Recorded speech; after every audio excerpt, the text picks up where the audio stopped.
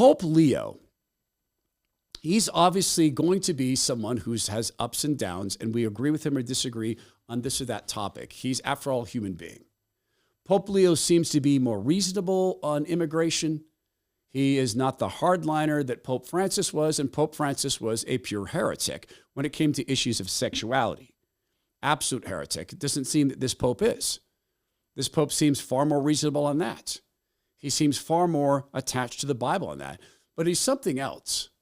He seems to have a passion for understanding what the digital world can do and is doing to human beings. And he's worried about things like AI. And I think for good reason.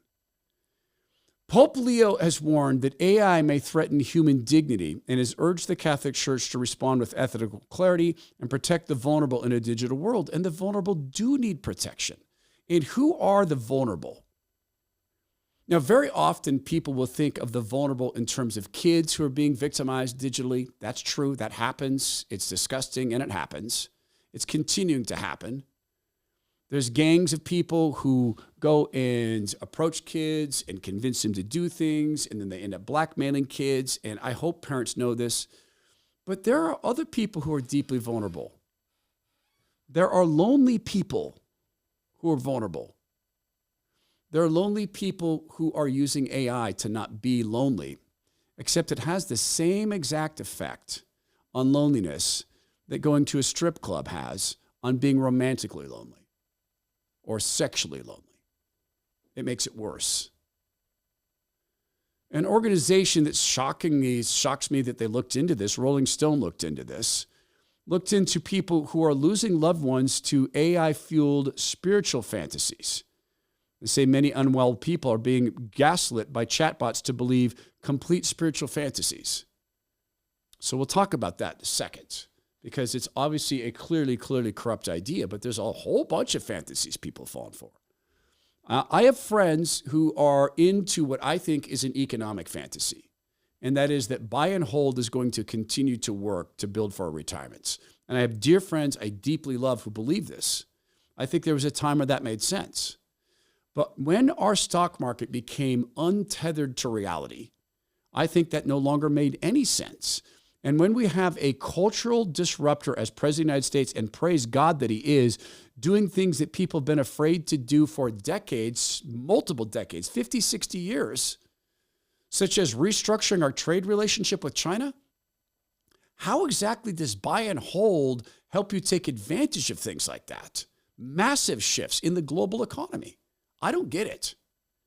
My friend Zach Abraham is putting on a free live webinar Thursday, May 22nd at 3:30 Pacific, and he's going to look at tariffs. It's the tariff edition of the free live webinar.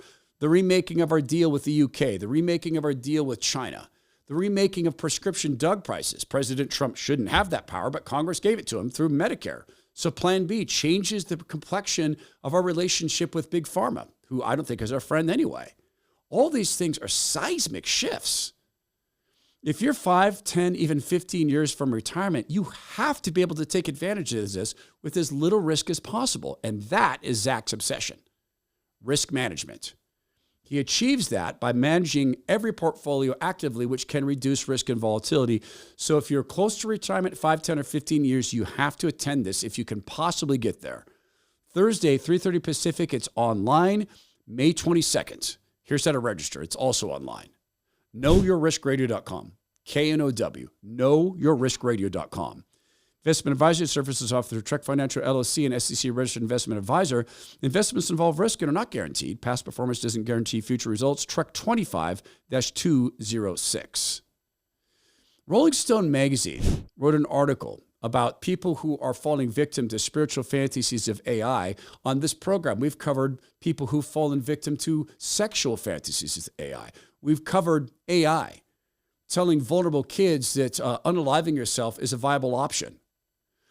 Less than a year after marrying a man she'd met at the beginning of the so-called COVID-19 pandemic, Kat felt tension mounting between them. It was the second marriage for both after marriages of 15 plus years, and having kids, they'd pledged to go into it completely level-headedly, Kat says, connecting on the need for facts and rationality in their domestic balance. But by 2022, her husband was using AI to compose text to me and analyze our relationship. the 41-year-old mom and education nonprofit worker tells Rolling Stone. Previously, he'd used AI models for an expensive coding camp that he'd suddenly quit working without explanation. Then it seemed he was on his phone all the time, asking AI bot philosophical questions, trying to train it to help him get to the truth, Kat recalls. His obsession steadily eroded their communication as a couple. When Kat and her husband separated in August of 2023, she entirely blocked him apart from email correspondence. She knew, however, that he was posting strange and troubling content on social media. People kept reaching out about it, asking if he was in the throes of a mental crisis. She finally got him to meet her at a courthouse this past February, where he shared a conspiracy theory about soap on our foods, but wouldn't say more, as he felt he was being watched. They went to a Chipotle, where he demanded that she turn off her phone, again due to surveillance concerns. Kat's ex told her that he determined that, statistically speaking, he's the luckiest man on earth, and that AI helped him recover a repressed memory of a babysitter trying to drown him as a toddler. That he'd learned profound secrets so mind-blowing I couldn't even imagine them. He was telling her all this, he explained, because he thought they were getting divorced. He still cared for her, even though they were getting divorced. And the article continues down rabbit hole after rabbit hole of people who've taken to asking questions of software as if software can lead them to a truth. Software that is simply aggregating massive amounts of website information and bringing it about in supposed intelligence, but there's no intelligence. There's algorithms that create word salads that make sense, that can be read and understood, but there's no intent behind them other than amalgamating information, other than painting a pastiche of ideas. There's no thought in this. It's so fascinating to me that a guy like this would turn to AI when the world has studied religions from time immemorial. And there is one religion and one book that has proven itself archaeologically sound, historically sound, and that's the Bible. It's proven itself time and again. It is axiomatic that people who set out to destroy the Bible end up believing it when they look at it first archaeologically. Well, none of these places existed. Whoops. The historical timeline's off. Whoops. There's no sign that Jesus Christ actually existed. Oh, I'm sorry. Here's 15, 20 sources that are non-Christian who wrote about him existing. There are people who hated him, who said he was the devil, and that's how he performed miracles, through the devil. They admit he performed miracles, but they claim it was through the devil. But this man turns to AI. And the Pope being hip to this is a great sign to me.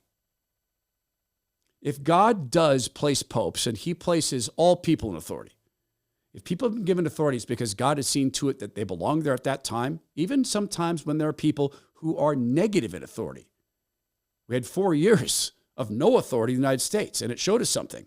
The bureaucracy can run itself, and it doesn't care for us. Pope Leo seems to be the Pope at this time that we need to confront these things. And by the way, it's not all bad news. I find this fascinating. Now, I've been able to confirm this, but this is a guy who follows a lot of AI news, and ChatGPT News posted this. Apparently, the new ChatGPT model is obsessed with the Immaculate Conception of Mary. There's a whole team inside OpenAI frantically trying to figure it out. I figured out why a huge development effort to stop it from talking about it in production. Nobody understands why it's getting more and more intense. Now, I'm not here to say that now I suddenly believe it's intelligent. I don't. But what if, as it compares faith to faith to faith, archaeological facts, historical facts, the contemporaneous writings about Jesus, people who did not agree with Christianity, who thought it was false, who thought it was fake, writing about it. You had people writing to the emperor, saying to him, these people will not stop affirming Jesus Christ, even when we threaten to unalive them in terrible ways. They won't stop. What's with this cult? Why won't they stop? It's because they spoke the truth. And I think this Pope at this time, maybe that's why God selected him.